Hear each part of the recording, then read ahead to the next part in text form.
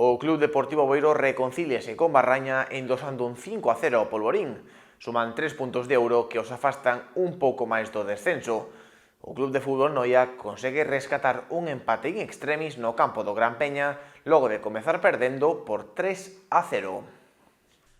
Vitoria aplastante do Club Deportivo Boiro ante o Polvorín. 5-0 foi o resultado co que os de José Tizón conseguiron atopar dunha vez por todas a sintonía con Barraña. O feudo boirense chegaba a este partido con moita intriga por ver se os seus estarían á altura do encontro, e os xogadores non erraron. En menos de media hora xa tiñan os 3 puntos no peto. O Boiro leva toda a temporada tendo unha tarefa pendente coa eficacia de cara á portería, e onte, ante o filial do Lugo, demostraron que os seus atacantes teñen a pólvora de sobra. De feito, as 3 primeiras chegadas acabaron no fondo da rede. Con 10 minutos xogados, Pedrosa encargouse de anotar un penalti provocado por el mesmo. Só pasarán 3 minutos e había aínda afeccionados celebrando o primeiro tanto cando Sila puxo o segundo cun gran remate de dereita.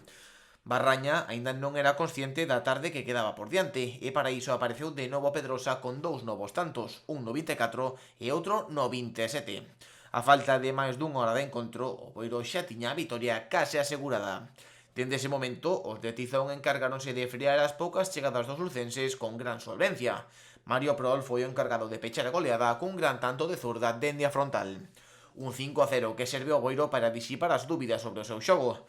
3 puntos que os afastan un pouco máis da zona de descenso, da que seguro volverán intentar poñer terra de por medio a semana vindeira cun novo triunfo ante o Betanzos.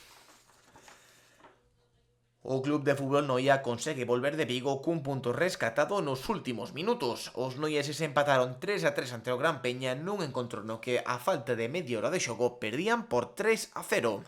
Os de Iván Carril levan semanas en atopar a súa mellor versión, esa que se viu toda a primeira volta e que os converteu na revelación da Liga. Saíron ao campo coa disposición de sumar un novo triunfo, pero o plan inicial veuse trastocado polo baixo rendemento sobre o verde. Chegaron ao descanso perdendo de 2 e no 58 o Gran Peña poñía o terceiro no marcador. Dende ese momento, algo despertou nos xogadores noieses que xa saíran o de vestiarios con mellor xogo que no primeiro tempo. Piñeiro puxo o primeiro no 77 empuxando un pase da morte de Aldán, e só 7 minutos despois foi o encargado de anotar o segundo.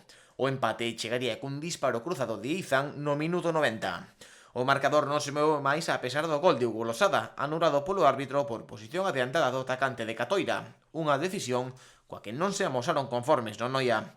Un empate a 3 que serve aos noieses para seguir na loita pola fase de ascenso.